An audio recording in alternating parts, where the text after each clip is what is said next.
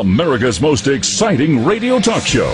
The Savage Nation, home of borders, language, culture. And here he is, winner of the National Radio Hall of Fame Award, Michael Savage. About 9:52 a.m., a male suspect drove a vehicle over the curb, West 19th, west of College Avenue, struck pedestrians.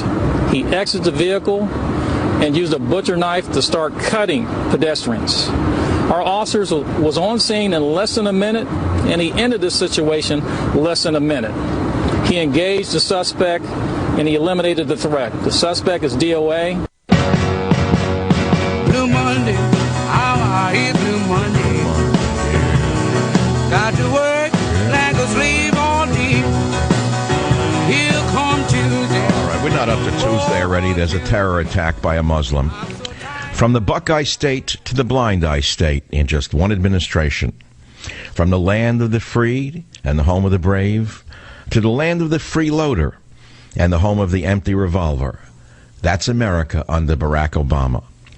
Now, of course, they know who the suspect is. He's 18-year-old Abdul Artan. No Islamophobia now. Don't you dare say he was a Muslim. Well, he was a Muslim, and he is a Somali refugee who lived in Pakistan and came to the U.S. in 2014 under Barack Obama's illegal immigrant tsunami. And he's now a legal permanent resident, equal to you and your grandfather who fought in World War II. They don't know the motive. It's not his holy book, of course. We couldn't assume that for any reason whatsoever. He was deranged. He was crazy. He was a maniac, said the press reports. But they say the attack was clearly deliberate and may have been planned in advance. Really? I wonder where the Somali Muslim refugee got the idea to run over Americans and then slash them with a butcher knife. Well, then, we can't assume it comes from his religious teachings, could we? No, that would be racist, and of course that might get you in trouble.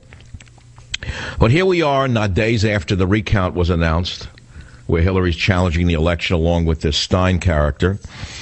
We have a terror event. We've all been saying, where was the terror over the last few weeks?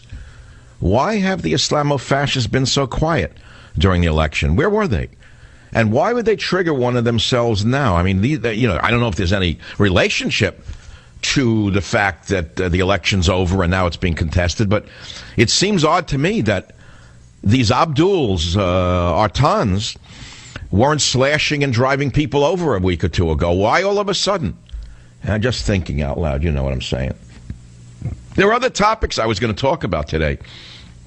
I was going to go light on you today, because most of you are like chimpanzees in a zoo on a Monday. You ate the candy corn that they threw over the wall, and you're hyperglycemic now from the vacation. And the last thing you want is anything serious. After all, it's holiday time, and you want to shop. And you want to listen to Christmas music. Bing Crosby is out. Rihanna is in, I suppose, with a Jingle Bell theme attached to her. Wonderful lyrics about such. 9 people were taken to hospitals after the ambush. 1 was in critical condition. A police officer was on the scene within a minute and killed the assailant. Ooh! A police officer shot the poor Somali? Why did he shoot him? Why did the police officer have the audacity to shoot the assailant like that? Why didn't he try to talk to him? Why didn't he speak with him about his grievances? Why didn't he try to encourage him to join the American mainstream? Why, oh why did this police officer act so abruptly? I think there should be a riot by Black Lives Matter, or would it be Somali Lives Matter, or would it be Al Sharpton, or would it be Jesse Jackson? One of them should be out there screaming, hey, hey, ho, ho, or something like that. After all, I haven't been heard from for a while. Law enforcement officials told NBC News the suspect's name is 18-year-old Abdul Artan, a student. I wonder what the student was studying. He was a Somali refugee. Well, anyway, you get the picture. I mean, what are you going to say about it? That's not the main topic. I mean, the main topic is the guy slashed because that's what he does. And no one fought back. They were hiding in the dining room. Why wasn't there a returning military veteran with a gun in his pocket in the Buckeye State, I wonder? Anyway, the topics I were going to talk about were these. I'll just read them, not in any particular order. I try to read them in order. Would Mitt Romney make a good Secretary of State? Yes, for Canada. But that's a question and a sort of sarcastic answer. But he's being considered, and you know why they're considering Mittens Romney. Who told you, other than I, that a deal had been struck on the election night? No one. I have the tape to prove it. I told you the day after that a deal was struck between Obama, Hillary, and the Trump team, and a deal was worked out. And that Hillary would not contest the election. In fact, she would concede if they wouldn't pursue charges. Did I say that or not? No one else did, because I'm ahead of the curve. I am Lincaeus, the pilot seer of the Argonauts, number one. Number two, now we see that the election is being contested. That's an interesting turnabout, but we'll have to talk about that in a few minutes. I know what they're trying to do. They know that they can't take the election away from Mr. T, but they also know they can so cripple him and damage him and weaken him that before he even enters the Oval Office, he's almost a lame duck president. They want to make the American people in the world see that he actually didn't win the election by the popular vote, and that he has no mandate, and that any one of his principles that he may have had going in should go out the window because he has no mandate to carry through on those. That's what this is all about. So we already discussed that. Okay, let's check that bucket list for Monday. The next one, Castro dies, Pope weeps. We have wonderful, wonderful sound for you from all of the fellow traveling communist vermin in the media. I don't have any idea why you listen to them. Weeping over Castro's death. This murderer, this terrorist, this gangster, this Cuban mafioso was one of the worst people on the planet. And yet they're glorifying him in the media. We have their sound bites so that you can make a decision, an informed decision. Never listen to them again. Why would you listen to them again? You know, I'm glad to tell you that boycotts are working. Colin Pimpleneck,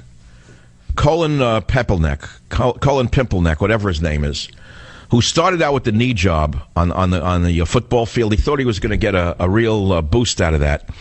And for a while, of course, the idiots in the media turned him into a folk hero, even though he had a failing football career and he was doing this for attention, because he's an attention queen. Suddenly they found out that the idiots in the stands will not put up with this, for any length of time. And I told you, you have the right to not turn on the NFL. You have the right not to go to a game. When passing through it, you can turn it off, and you did. So the team that he is on is suffering. The league that he is in is suffering. And the idiot won't stop. Over the weekend, he glorified Fidel Castro. Then he had to backtrack it. You know, the standard communist stuff. Oh, although Castro was a bad guy somewhat, he brought education and health care to the Cubans. Gee, that's novel. I heard that one before. Hey, question for all of you who say that. Reality check time in the Savage Nation.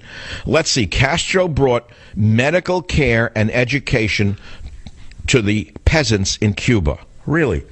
Why is it then when El Jefe, the bearded one, needed surgery, he called in a surgeon from Spain? And also, why is it that whenever the leaders of Cuba need medical care, they either go to Miami or call in a Jewish surgeon from Miami? Why is that? If the medical care is so good, you idiots, you. Why don't you go there for your medical care? Why don't you go there for your dental care, you idiot leftist from Berkeley, whose parents probably went down there to collect sugar cane? Stupid people. They're just stupid. They're not naive. They're stupid, useful idiots. Covered that. Castro dies. Pope weeps. Would Mitt Romney make a good Secretary of State? Covered that. Check. Did family feathers fly over Thanksgiving weekend? Now that's one you can call about. Did family feathers fly over Thanksgiving weekend? What happened? Because I was reading a horoscope, which I read every day. Yes, I'm a rational man. Yes, I believe in God. Check those two things. Yes, it doesn't make me an atheist who violates the Bible. I turn to many different areas for knowledge, since there is no pure knowledge anywhere. And I saw a horoscope that said you will get the chance to heal rifts and end feuds over the next few days. If family issues are causing problems, now is the time to sit everyone down and discuss what has gone wrong and what needs to be done to make it right again. Excuse me? I don't think there's a person listening to this show who did not have a family dispute over Thanksgiving, minor or major. Now, if you're of a certain, let's say, group of people, it could have been a fist fight or a knifing, which was very common in Honolulu when I lived there. There was a certain group that they loved each other, but on Saturday nights they got drunk and either killed each other or stabbed each other. A mild stabbing. Then they went to the hospital with their brother-in-law, and they tried to help him in the hospital. Just it's in their thing. That's how they do it, from their home country. But I'm not saying that you went through a thing like that, but there was a dispute in your house for sure. Because there had to be a dispute. And maybe it's the chemtrails in the air affecting the turkey meat. Maybe if you listen to certain radio shows, you assume it's the government poison in the chemtrails that was sent to distract you from the election and have you just move on, dot yourself. I have not intrigued you with my opening. Let me tell you something. You're brain dead and you should be listening to Colin Kapernick.